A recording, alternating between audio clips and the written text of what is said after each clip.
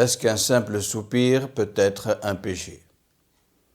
Dans le Coran, il y a un verset bien connu sur la piété filiale, où il est dit « Ne leur dis pas ouf, ne leur manque pas de respect ».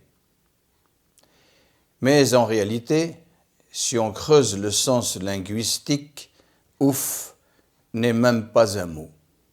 C'est juste un pff. C'est ce petit souffle de lassitude, parfois presque inaudible, que l'on émet quand un parent nous demande quelque chose qui nous ennuie. Votre père vous donne un ordre, votre mère vous fait une remarque, et sans vous en rendre compte, ce petit réflexe de frustration sort de votre bouche. Juste un souffle. Eh bien, la spiritualité islamique nous enseigne que même ce minuscule geste de recul est interdit. Alors, si même un simple soupir est de trop, qu'attend-on réellement de nous? Le Coran répond immédiatement en disant « Adresse-leur des paroles affectueuses et, par miséricorde, fais preuve à leur égard d'humilité. » Prenez le temps d'y penser. Faire preuve d'humilité. Là, une question légitime se pose. Dois-je vraiment m'humilier face à mes parents? Après tout, l'être humain est une créature digne, honorée par Dieu. On nous enseigne qu'on ne doit s'abaisser devant personne. Justement, la nuance est ici. Il ne s'agit pas d'une soumission destructrice.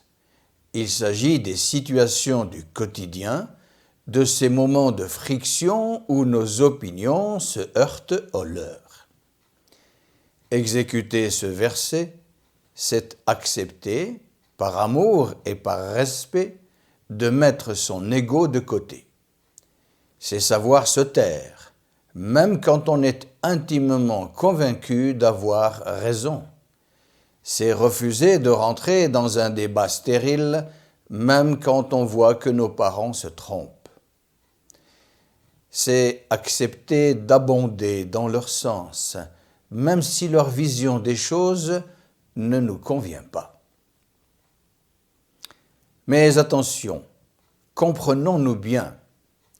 Est-ce que cela signifie que nos parents nous possèdent, qu'ils ont un droit de contrôle absolu sur nos vies et que notre personnalité doit totalement s'effacer devant eux? Non, absolument pas. Vous restez un individu à part entière. En revanche, là où l'islam place une règle d'or, c'est que lorsque vos avis s'entrechoquent sur des choix de vie courants, ils ont la priorité absolue. Pourquoi? Parce que la relation entre un père, une mère et leur enfant ne peut jamais, au grand jamais, reposer sur un pied d'égalité ou de rivalité. Vous n'êtes pas des collègues de bureau, vous n'êtes pas des rivaux en affaires. Lorsque les visions divergent, que chacun a son point de vue et que ni la loi ni la religion ne tranchent, c'est le cœur qui doit parler. Dans le Coran, Dieu dit « Adresse-leur des paroles affectueuses et par miséricorde, fais preuve à leur égard d'humilité. » Alors, vous allez me dire « Mais ce n'est pas juste. » Et vous avez raison.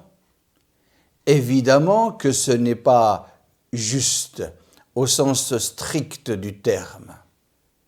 Pourquoi? Parce que la relation avec nos parents ne repose pas sur la justice. Elle repose sur quelque chose de bien plus grand, de bien plus noble, al-ihsan, c'est-à-dire la bienfaisance. Dans le Coran, Dieu dit « Et faites preuve de bienfaisance envers vos parents ». Qu'est-ce que la bienfaisance? C'est le degré supérieur à la justice. La stricte justice vous donnerait le droit de vous exprimer d'égal à égal, de tenir tête, de débattre, de prouver par A plus B que vous avez raison et de refuser de céder. Ça, c'est la justice humaine. Mais al-ihsan, la bienfaisance divine, vous demande de transcender vos droits.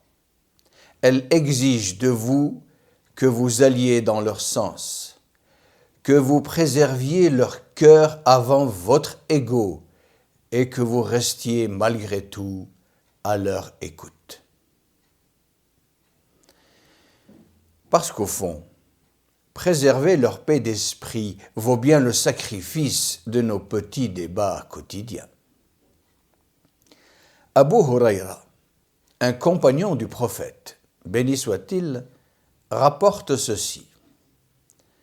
Un homme vint chez le messager de Dieu, béni soit-il, et dit « Ô messager de Dieu, quelle est la personne qui mérite le plus que je lui tienne une bonne compagnie ?»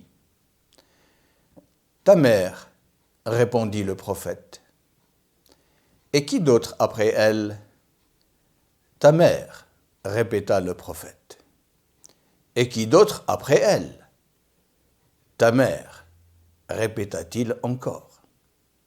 Et qui d'autre après elle? Ton père, finit par dire le prophète. Pourquoi la mère est-elle citée 3 fois?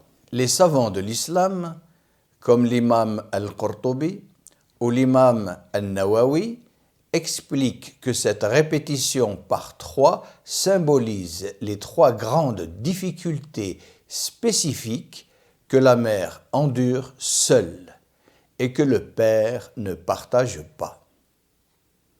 La grossesse, le porter dans le ventre pendant 9 mois, l'accouchement, les douleurs de la naissance, l'allaitement et les premières années de soins intensifs. Ceci est mentionné dans le Coran où Dieu dit « Nous avons recommandé à l'homme d'être bienveillant à l'égard de ses parents, car sa mère a enduré de multiples souffrances en le portant dans son sein, en le mettant au monde et en l'allaitant 2 années durant jusqu'au sevrage. Sois donc reconnaissant envers moi et envers tes parents, c'est vers moi que se fera votre retour. » Le père n'intervient de manière plus marquée que dans la phase suivante, l'éducation, la subsistance financière. C'est pourquoi il est mentionné à la 4e place. Cette parole du prophète montre que la bienveillance, le respect et la présence accordés à la mère doivent être 3 fois plus importants qu'envers le père. Prenez soin d'eux. Que la paix soit avec vous.